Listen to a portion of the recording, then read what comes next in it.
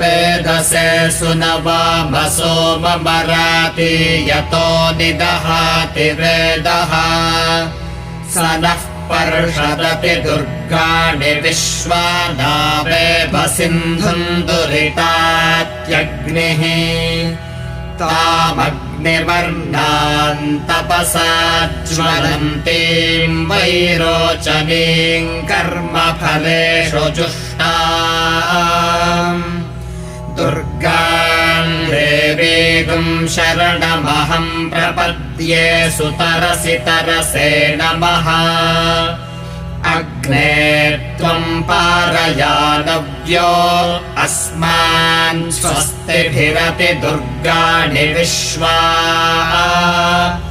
पूश्च पृथ्वी बहुला न उर्वी भवातोकायतनयाय शय्यो